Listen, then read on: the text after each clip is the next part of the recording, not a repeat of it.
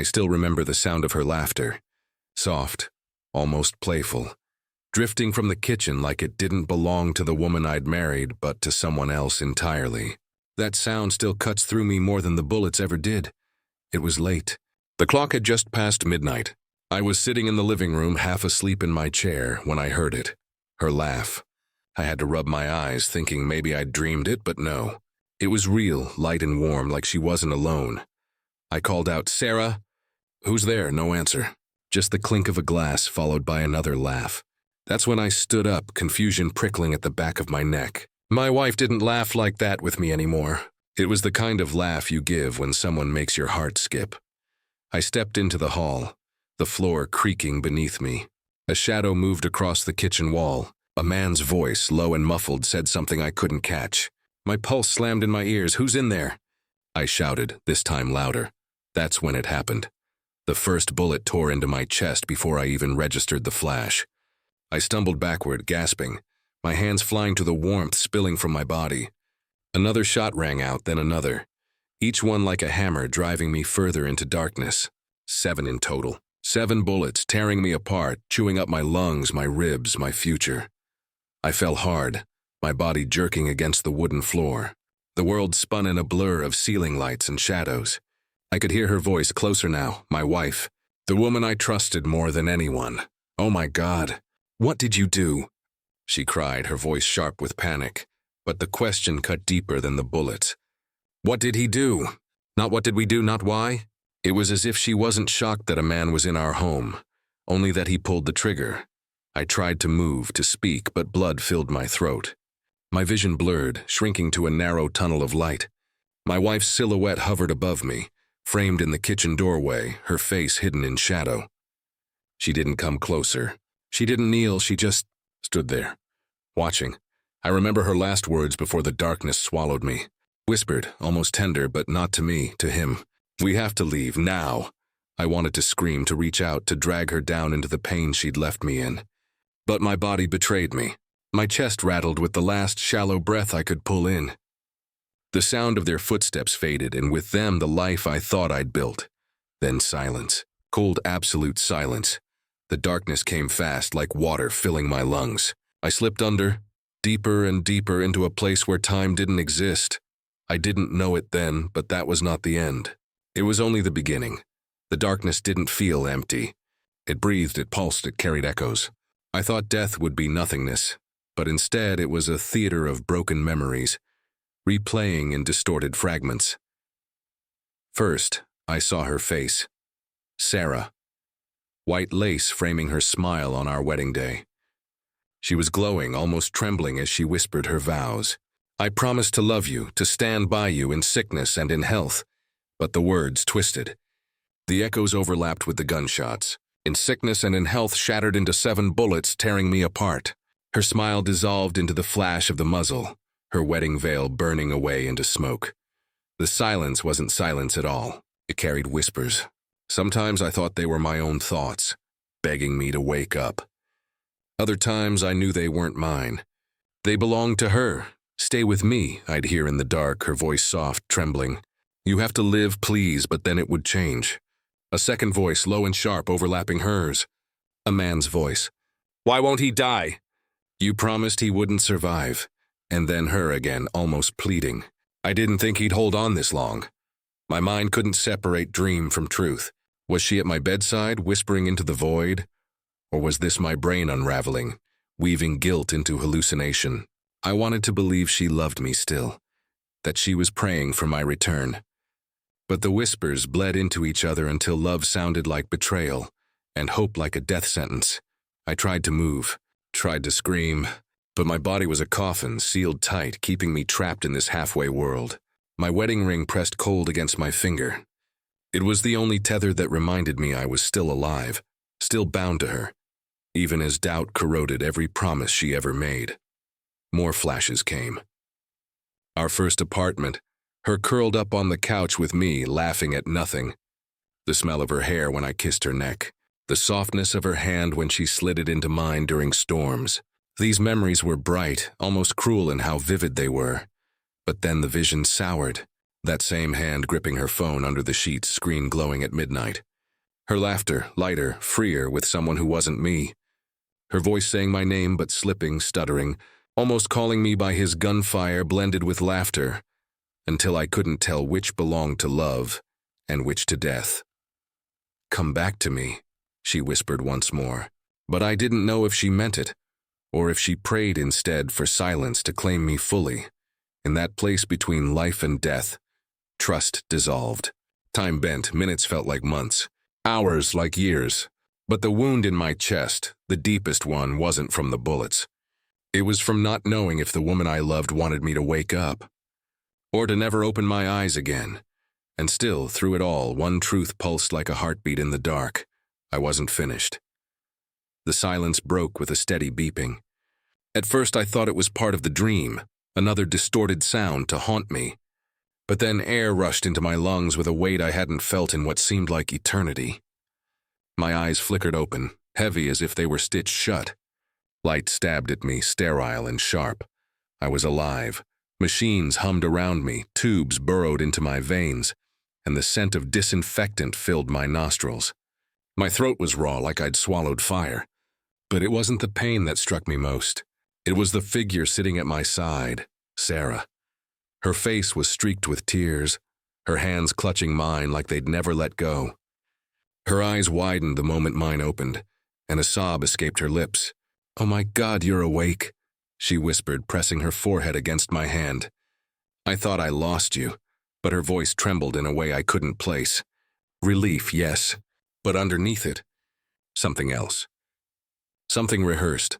I stared at her, trying to reconcile this woman with the echoes I'd heard in the dark, the whispers of a lover, the plea for my silence, the frustration that I hadn't died. "You're here," I croaked, my voice barely more than gravel. "Of course I'm here," she said quickly, too quickly. She brushed her hair back, forcing a smile that didn't reach her eyes. "I never left your side." Her words clung to the air, sticky and unconvincing. I wanted to believe her. God, I wanted to believe that her tears were real, that the woman I loved had been praying for me to live. But every twitch of her lips, every tremor in her hands, fed the gnawing question in my gut. Were these tears for relief or regret? I shifted slightly, wincing at the ache in my chest where the bullets had torn through me. The weight of her gaze pressed down harder than the pain. "How long?" I asked. 3 months, she whispered, her fingers tightening around mine. 3 months you were gone. I didn't know if you'd ever come back to me." Her words should have broken me open with gratitude. Instead, they dripped like poison back to me. It sounded less like devotion and more like possession, like she had a secret she hoped my coma had buried. "Did you want me to?" I asked, my throat straining. Her eyes widened, a flicker of something sharp flashing across them before she masked it with another sob. "How can you even say that?" she cried. "You're my husband. I prayed every night for you. But prayers, I thought, can be spoken with folded hands or clenched fists." I let the silence stretch between us, pretending to be too weak to speak, while inside, doubt crawled like a living thing. I wasn't sure which truth I had woken up to, the one where she was the grieving wife at my bedside, or the one where she was the reason I was there at all. For the first time, I realized survival wasn't just about healing my body. It was about uncovering what shadows lurked behind the tears falling down her face. The next morning I woke to the sound of voices, firm, measured, official. A pair of men in plain suits stood at the foot of my bed, badges flashing against the fluorescent light. Detectives.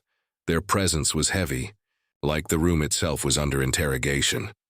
"Mr. Harris," one of them began, his voice calm but edged with curiosity. "We're here to take your statement about the night of the incident." Before I could even form words, Sarah rose from her chair. She positioned herself between them and me like a shield or a gatekeeper. Her face was pale, eyes glistening with fresh tears she could summon on command. "He's too weak," she said, her voice trembling. "He just woke up yesterday. He doesn't even remember everything. Let me explain what happened." The detectives exchanged a glance but didn't stop her. She launched into the story so quickly, I wondered how many times she'd practiced it in her head. "It was a robbery," she said. "We were walking to the car when a man came out of nowhere. He demanded money, your wallet, everything. You tried to protect me and he shot you. 7 times. Then he ran. Her voice cracked on the last word, like punctuation crafted for sympathy. She clutched my hand, squeezing it just enough to keep me silent. The detective scribbled notes, one of them nodding slowly. I watched her, every syllable falling too neatly into place. Her trembling hands, the catch in her throat, the way she angled her body just slightly toward them, as if appealing to an invisible jury. Inside, doubt burned hotter than the pain in my chest. I remembered the whispers in the coma, the second voice, the plea for my silence. I remembered her standing at my bedside, eyes red but never quite sincere. And now, listening to her, I couldn't shake the feeling that this was theater. One detective looked at me.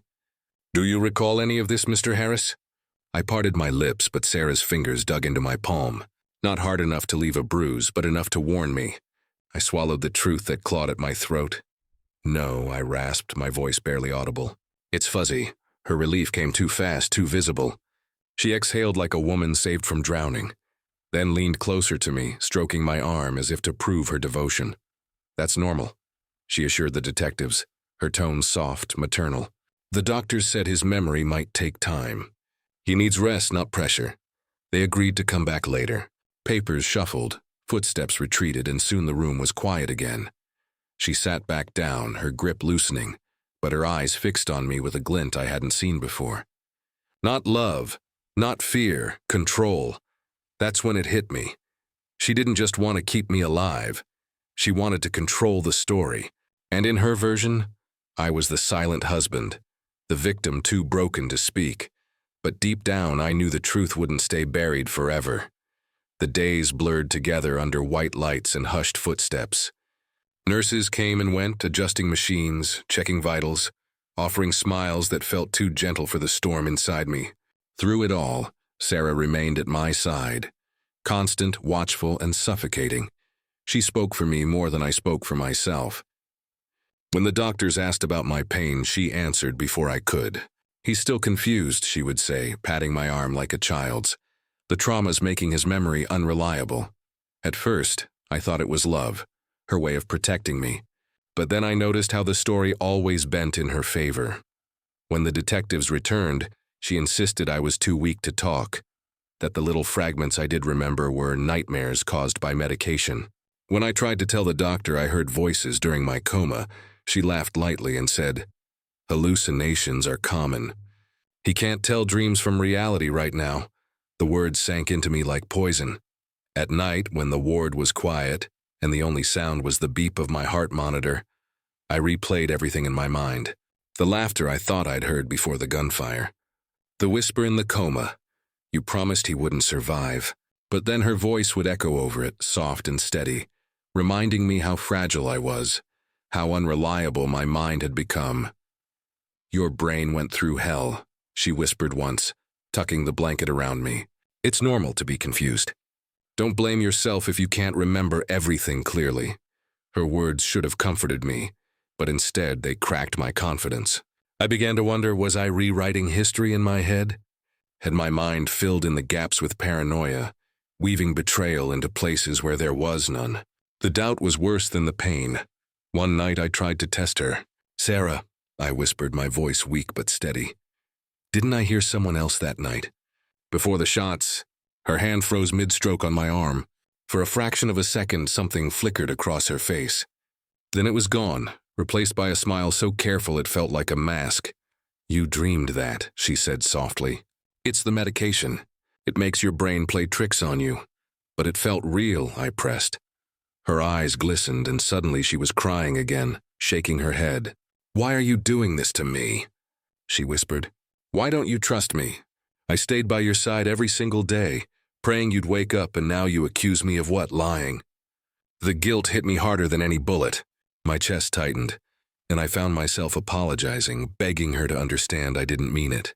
She kissed my forehead, whispering forgiveness, but I could feel the victory in her touch. That night, staring at the ceiling, I realized what was happening. She wasn't just protecting me. She was controlling me. Every word she spoke, every tear she shed, was another thread in the web she wove around my broken body. And the more I struggled, the tighter it pulled, The nights in the hospital carried their own kind of silence, thick, oppressive and heavy enough to press against my chest. Machines hummed, monitors blinked, and somewhere down the hall a nurse's shoes squeaked against polished floors. But none of that explained the chill that crept up my spine when I turned my head toward the window. A man stood across the street. He wasn't moving. He wasn't smoking or shifting his weight or doing anything human. He just stood there, rigid, shoulders squared, eyes locked on my window. Even from the 5th floor, I knew. I couldn't see his features clearly, but something in the stillness screamed intention. My throat went dry. I blinked, forcing my vision to clear. When my eyes opened again, he was still there. "Watching, Sarah," I whispered. My voice cracked like paper against the desert. She stirred from the chair beside me, groggy, mascara smudged under her eyes. "What is it? Do you need water?" I shook my head weakly and lifted a trembling hand toward the glass. Someone's there." She followed my gesture, peering through the blinds. A long pause. "There's no one," she said flatly, turning back to me. "Yes," I insisted, my voice urgent despite the weakness in my chest. "Across the street. He's been watching." She sighed, her lips pressed tight the way she did when she thought I was being unreasonable. "You're hallucinating. The medication does that. It's common." "No," I muttered. "I know what I saw." Her eyes softened with a practiced sympathy, but I caught the flicker, barely there, like a candle flame trying not to be noticed. "Avoidance, please. Rest," she whispered, brushing damp hair from my forehead. "You're safe. I promise. Safe." The word felt like a stone dropped into a well with no bottom. When I glanced back, the figure was gone. That night, sleep came in jagged intervals. Each time I woke, I expected to see him again. Those motionless shoulders, those unblinking eyes. Instead, I found only Sarah, scrolling her phone with the brightness turned low, her face bathed in ghostly blue light. She never let me see the screen. By morning, doubt began its steady work on me. Was it the morphine drip? The concussion? She'd said I was misremembering before. Maybe this was just another trick of my fractured brain. But the unease burrowed deeper than painkillers could reach. I kept watching the window in the days that followed, searching for a shadow that didn't belong. And every time I asked her, she gave the same answer. "You imagined it." But here's the truth I couldn't shake. Her denials came too quickly, too neatly rehearsed.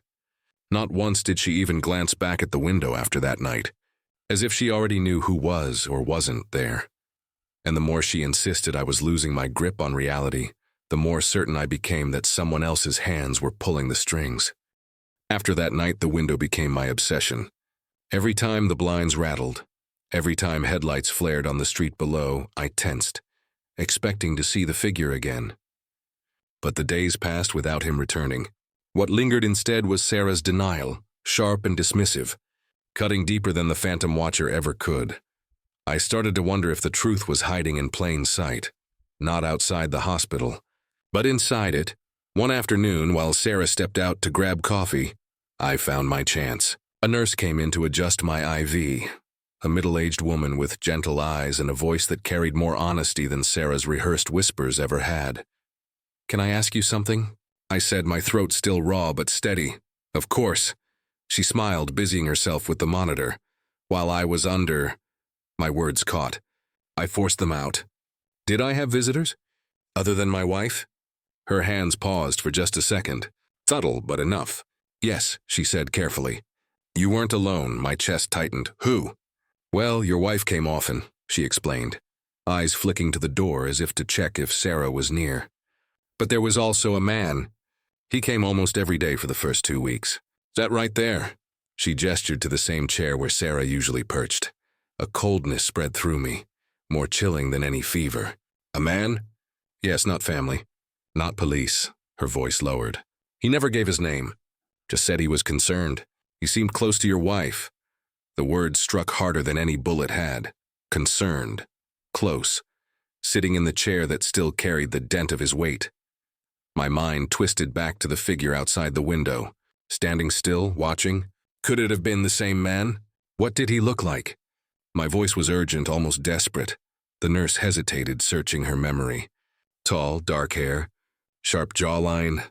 He always wore a suit, even late at night. She gave me a sympathetic glance.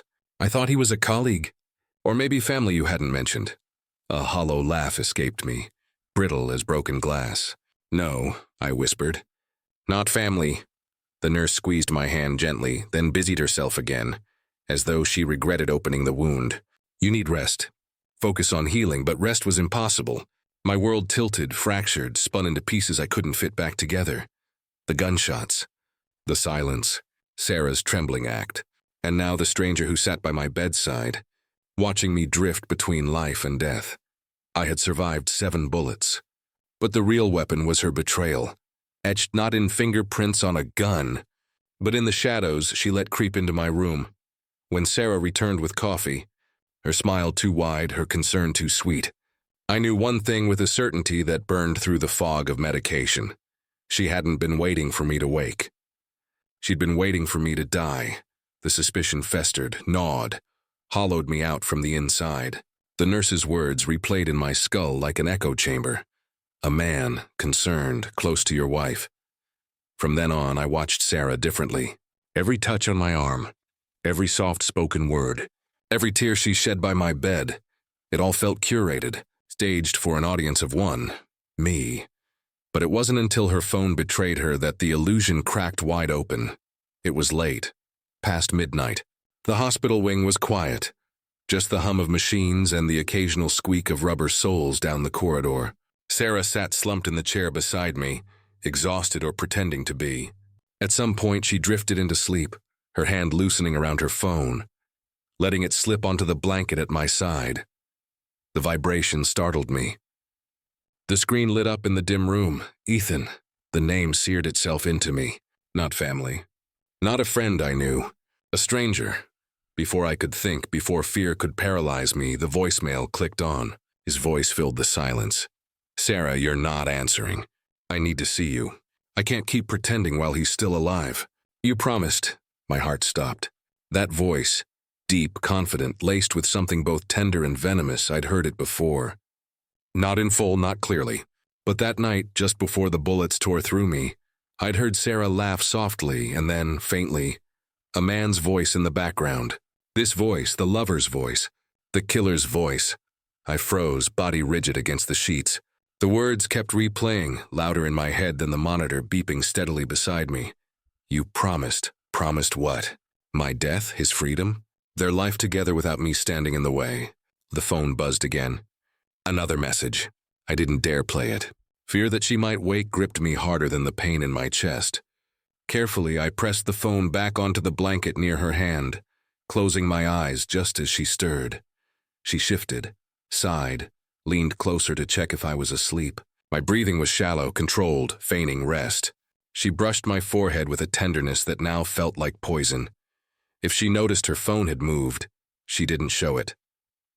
She picked it up, glanced at the screen, then tucked it back into her bag. For the first time, though, her composure cracked. I caught it in the sliver of light from the hallway, the way her jaw tightened, her lips pressed into a thin line. She knew. She knew the call had come. Inside, rage and terror coiled together.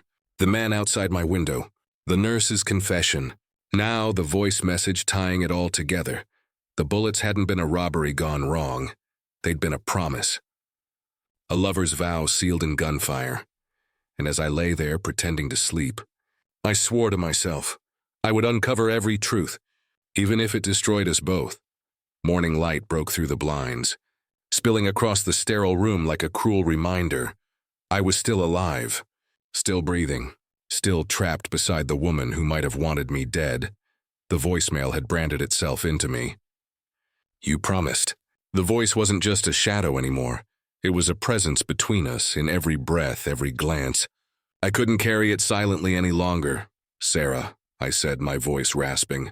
She turned, startled, her eyes swollen from another night of supposed tears. Who is Ethan? The color drained from her face. Just for a second, but I caught it, the falter, the slip.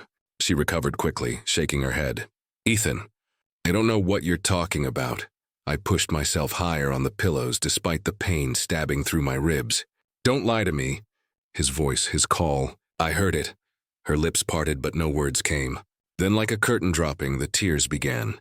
She covered her face with her hands. You almost died and this is what you're doing? Accusing me? After everything I've been through? Everything you've been through? My voice cracked, equal parts rage and disbelief. 7 bullets tore into me, Sarah. I lay between life and death. And you, my throat tightened. You brought him here, didn't you? She snapped her hands away from her face, her eyes blazing. You wouldn't even be alive if it weren't for me. The room went silent. Those words hung heavy, thick, undeniable. Her voice had lost its softness. No trembling, no rehearsed grief. Just fury, raw and sharp. What do you mean by that? I whispered. She froze. For the first time since the shooting, she looked at me not as her husband, not as her victim, but as her obstacle. The mask slipped. I saw it in the tightness of her jaw, the cold calculation flickering in her eyes. You don't understand, she hissed. You never understood. Everything I've done I did because I had to. Because you... Her voice cracked, then steadied. Because you were in the way. The words gutted me more than the bullets ever had. I stared at her, the woman I had trusted with my life, my dreams, my vows. Suddenly the memory of that night wasn't fragmented anymore. Her laugh, the whisper of his voice, the sudden eruption of gunfire. It all aligned into one unbearable truth. You wanted me dead, I said, my voice trembling but sure. Her eyes filled again, but the tears this time were jagged, laced with anger rather than grief. No, she snapped, I wanted a life. Something you could never give me. For a moment I couldn't breathe. Machines beeped steadily at my side, but inside, everything was chaos. The mask was gone, and in its place stood not my wife but my betrayer. The confrontation with Sarah left me hollow yet strangely clear. The truth wasn't fog anymore, it was sharp, undeniable. My wife hadn't just betrayed me. She had tried to erase me. And still, here I was, alive. The days that followed were grueling. My body, stitched together by surgeons, resisted every command. Scars pulled tight across my skin. My chest ached when I breathed too deep, and my legs felt like they belonged to another man. Therapy was not just pain. It was humiliation. I had to relearn the act of standing, of walking, becoming human again. Again, the therapist urged as I gripped the bars, sweat pouring down my face. I clenched my jaw, teeth grinding, and pushed 1 foot forward. Every nerve screamed, but I kept going. 1 step, another. My body shook, my breath ragged, but for the first time since the shooting, I felt something powerful stirring inside me. I wasn't just learning to walk again. I was proving to myself that I hadn't been buried with those bullets. Sarah stopped visiting. At first, her absence gnawed at me, but then it became a strange relief. The silence she left behind was easier to heal in than her lies. Nurses filled the space she abandoned. Strangers became my witnesses as I dragged myself out of hell, inch by inch. Nights were the hardest. Alone in the sterile room, I'd stare at the ceiling, replaying the moment she screamed, "You wouldn't even be alive if it weren't for me." The words seared me, but they also fueled me. Alive, she was right about one thing. I was alive. And that fact was my weapon. Months blurred together. Scars thickened, muscles returned. And then one morning the therapist let go of my arm. "You're ready," he said softly. I stood, trembling, without support. My knees buckled, but I refused to fall. The floor tilted, the world spun, but I planted my feet. Pain surged through me, but so did triumph. For the first time, I wasn't leaning on anyone. That afternoon, I signed the discharge papers. A nurse handed me my folded clothes, the same ones I had been wearing the night Sarah's lover pumped 7 bullets into my body. Bloodstains still marred the fabric, ghostly reminders of how close I had come to vanishing. I didn't put them on. I walked out of that hospital in new clothes, carrying the old ones like a warning. The air outside hit me like baptism, sharp, cold, alive. Cars honked, people moved past, unaware of the man who had been declared almost dead and now stood among them. I looked down at my scarred hands, then toward the horizon. My marriage was over, my trust shattered. But my will? My will had survived the fire. I am not the man who fell, I whispered to myself. I am the man who stood back up. And with that vow, I stepped into the world again, scarred, broken, but unbowed. Scars tell stories, even when lips stay silent. Mine run across my chest, my stomach, my legs, 7 ragged reminders of the night I should have died. People look at me now and see survival. But survival isn't just about the bullets you dodge. It's about the betrayals that cut deeper than metal ever could. Sarah never fired the gun, but make no mistake, she pulled the trigger. Every whispered lie, every deflected glance, every midnight phone call was another bullet chambered, another round aimed at my heart. By the time her lover raised the weapon, she had already left me bleeding in every way that mattered. Lying in that coma, I thought death would be silence. Instead, I heard echoes. Her voice, her laughter, her betrayal threading through the dark like a taunt. When I woke, I realized the truth. Death hadn't claimed me because I wasn't finished. 7 bullets entered my body. None of them killed me. But one truth emerged, burning brighter than any pain. The life I had been living was already dead. I buried my marriage in the same grave where I left my trust. What rose from that soil wasn't the man who had promised forever to a woman who couldn't keep her vows. It was someone new. Scarred, yes. Broken in places, yes. But sharper, harder, unyielding. I remember the day I first walked out of the hospital. Every step hurt, but every step also whispered a promise. I'm still here. I wasn't walking away from death. I was walking toward reckoning. Toward a life where no one could ever own me again. Sarah wanted me erased. Her lover wanted me silenced. But here I am narrating the truth. Their truth. My truth. Some men measure their worth by the love of a woman. I learned to measure mine by the fire it takes to rise when that love turns to poison. Betrayal is a kind of murder, slow, calculated, intimate. And yet I am living proof that even when someone aims for your heart, you can still stand, still breathe, still rise. Survival isn't clean. It's jagged and heavy. Nights still come when I wake drenched in sweat, phantom gunshots ringing in my ears. But then I look at the scars and instead of shame, I feel power. These wounds are my armor. 7 bullets tried to end me. They failed. 1 marriage tried to bury me. It failed. Now every step I take is vengeance. Not the kind carried out with weapons or courts, but the kind only survival grants. Because the cruelest revenge isn't destroying your enemies. It's standing taller than the ruins they left behind. So here is the truth, carved into me deeper than scars. Love may fail. Trust may shatter. But survival? Survival is eternal. And I didn't just stand back up. I walked into the storm alive,